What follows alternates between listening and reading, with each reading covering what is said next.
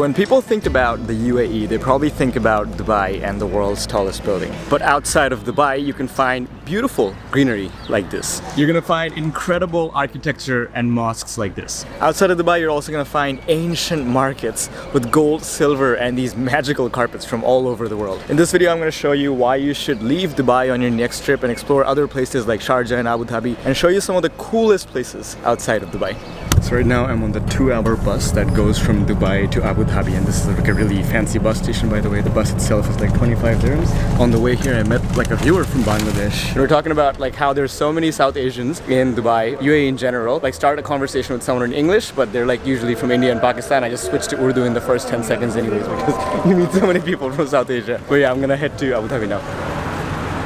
So I just arrived to Abu Dhabi and got to my hotel, which is like a long bus ride from the central bus station. I had to wait like a bus pass so I could come here, and took like 40 minutes. This is like an even bigger city than Dubai from what it seems. And I got to my hotel and it was like only like 60 bucks a night, but it was pretty fancy place. So I got out there and I just called like a taxi using this app called Kareem, because I'm running so late. I'm trying to catch the last bit of daylight for the first place I'm trying to go to today. Okay, so let's clarify some basic things that I mentioned in the first video, but just want to say again. There's 7 emirates in the United Arab Emirates, which is the country. Dubai itself is not a country, unlike what a lot of people think. One of those emirates is Dubai, and in that emirates, the capital city is also called the City of Dubai, which is usually what you hear about when you think about the UAE. Another one of the emirates is Abu Dhabi, and this emirate covers 87% of the entire country. The emirate of Abu Dhabi is also responsible for 2/3 of the country's economy, and the capital city of this emirate of Abu Dhabi is this city of Abu Dhabi, where I am at right now. But this wasn't always supposed to be the capital, you know, because initially the 2 main emirates were Dubai and Abu Dhabi, and they were thinking about making a capital city somewhere in the middle, and this was created as the temporary capital basically in the initial days. But later on, all the emirates together decided to make Abu Dhabi the capital city because it was the home of the founding father of the United Arab Emirates, Sheikh Zayed. He was the president of the UAE since its formation until he died in 2004, and it was in his honor that they created this place where I'm at right now, this grand mosque called Sheikh Zayed Grand Mosque. Hi.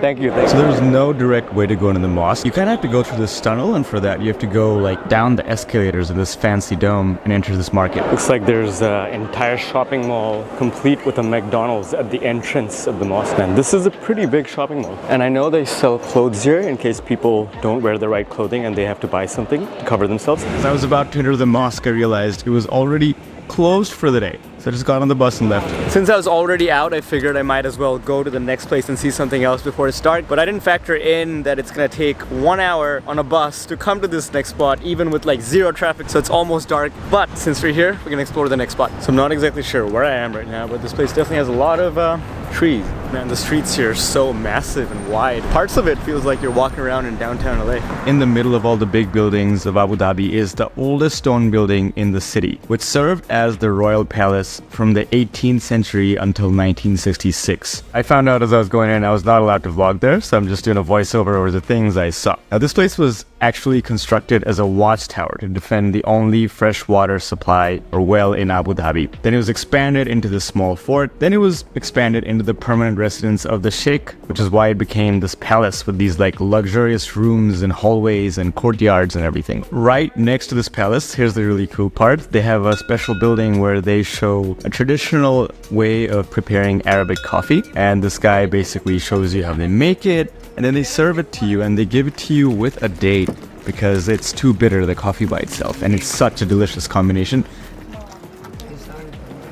After this, I was about to go home, but then I found this place. I was about to go home, but I saw this Arabic shawarma place called Shawarma Al Meshin, and I eat shawarma every day when I'm home, so I have to eat shawarma. The next day, I showed up at the mosque during operating hours, and you kind of have to walk for 10 minutes through this tunnel till you actually get inside the mosque and go up the escalators. It took like 15 minutes to get in, but we're finally in front of the mosque. I'm gonna try to go inside, and this looks like bigger than the Taj Mahal from here.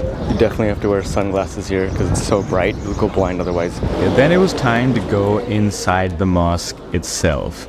and you go through the different hallways and you see a lot of people taking pictures of this magnificent piece of architecture. One of the most amazing buildings I've ever seen, honestly. So obviously this mosque is huge, and it's actually, I think, one of the largest mosques in the world. It's like the 8th largest one. And the architecture here is like super unique. They combined influences from a lot of different like Islamic architectures, Moorish architecture, Ottoman architecture, Mughal architecture from South Asia, and Persian architecture. So it's like a mix of everything because they wanted this to be like an international symbol of Islam. I think this is the best viewpoint to appreciate the architecture of the mosque. And this was built actually using materials from all over the world. Then you just continue your journey down these hallways into the inside of the mosque. This is such a massive place. There's no shortage of places to take pictures, but this is incredibly big. So well decorated with the calligraphy. So we're inside the mosque, and these chandeliers are made from 24 karat gold, and they're upside down because that represents an upside down palm tree. This has to be the fanciest mosque I've ever seen. It's no wonder it cost like $500 million to make this, and it took 11 years to complete this. And look at that chandelier over there. You realize how big this place is when you try to leave, and it just takes forever. So I was at the mosque and I ran into 3 of my viewers from Bangladesh. And they're really sweet. And Alumba here got me a lot of food, even though he's fasting. They're driving me to my hotel. It's really nice of them. So it's time to check out of my hotel and time to leave Abu Dhabi. Time to go to the next emirate. Okay guys, I'm in Sharjah right now, and I just came here with a bus from Dubai that took like 1.5 hours.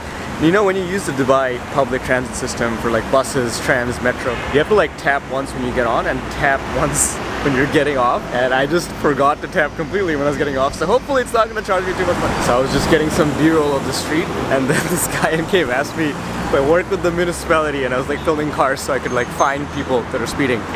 And I was like, no, I'm just a vlogger. And I'm in the Emirate of Sharjah, which is one of the 7 emirates in the UAE. And I'm in the capital city of that emirate, which is also called Sharjah. And the city of Sharjah is like almost attached. I think it's literally attached to the city of Dubai. It's got a lot of like Islamic museums and stuff like that. It's known to be a bit more conservative in terms of the atmosphere. And it's supposed to be the only place that kind of feels like it's Arabic place or Islamic place in a country that's been largely westernized, let's say. So it should feel a bit different. I mean, not gonna lie, so far it just looks like a big city with big buildings like Abu Dhabi and Dubai. But maybe that will change. Oh, there's a mosque in front of me. That looks pretty cool. Not sure what's going on, but like there's like a line of this mosque of people waiting. You know, this place looks a lot like any neighborhood in Abu Dhabi or Dubai from what I've seen. Just like white, beige buildings. I called that beige in the last video for some reason. One thing I gotta say is that you do see a lot of cats in the cities of the UAE. Up ahead of me, I think I see our first attraction. And I'm seeing a huge line in front of this mosque too. Not exactly sure for what. Maybe I should ask some people. What's the line for? For iftar. Is it free or? Okay. Walaikum assalam. So this is a line for free iftar, I guess. That's why so many people are lining up, because iftar is coming up right now. I don't think they were saying something nice about me. Oh, Bangladesh. Walaikum assalam. Keমন আছেন? বাঙালি নাকি? হ্যাঁ। ভিডিওতে আসবেন? হ্যাঁ, আসি। নাম কি আপনার? জয়নাল। ইফতার কতক্ষণ বাকি? এখনো বেশ সময় বাকি আছে। অনেকক্ষণ বাকি আছে, হ্যাঁ। And that got really hectic for a second because I was walking past the line and trying to vlog. And it's basically a free iftar that they're giving out 1 hour 10 minutes before iftar. And I just walked away and came in front of this gorgeous marina with like a beach over there that a bridge crosses into. I didn't even know this was supposed to be here, like a beach in the middle of the city. This is pretty crazy. I'm noticing this as I'm making this video. Right now I'm in front of the Al Noor Mosque. It's like a massive mosque and probably the most iconic mosque in the city of Sharjah. It's not that old. It was only open in 2003. And if it looks like a lot of the mosques in my videos from Turkey, is because this was heavily inspired or influenced by Turkish architecture or mosque. The top especially, you can see it if you've been to Turkey or seen videos from Turkey. This one's actually based off the Blue Mosque or the Sultan Ahmed Mosque in Sultan Ahmed. That's really nice of them. I think they're providing like a whole tent for people to have iftar. Not a lot of governments do that, and honestly not a lot of governments can even afford to do something like that for people in their country, not even their citizens. Man, right next to this mosque is this beautiful park with a walkway with a lot of beautiful palm trees. This is really nice. I read something about like lots of green spaces and parks being in the city, and I was like, sure, green spaces in the Gulf. But like, no, this is really cool. This looks like real grass too. Man, this reminds me of this park I walked in Costa Rica and San Jose in a vlog 7 years ago. Obviously the trees look nothing like this, but it's like a quiet little peaceful park in the middle of a city.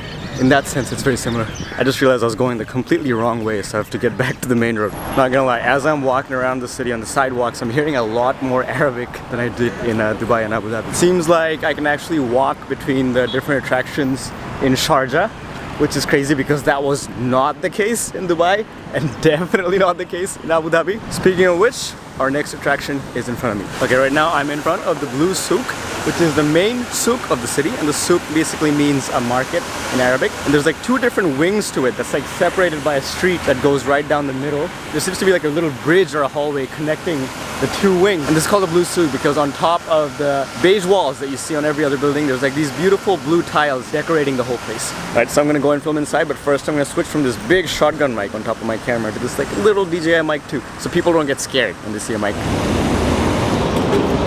So I'm in the Blue Souk, and there's like a lot of jeweler shops around me, but it seems like this place is mostly closed around iftar time, so I'm gonna go somewhere else and come back here later. So I was going to my next spot that was 2 kilometers away, and I got to watch this beautiful sunset on the way. There's like some kids playing football over here, and someone referred to me as an uncle and asked me the time. I guess I'm an uncle now.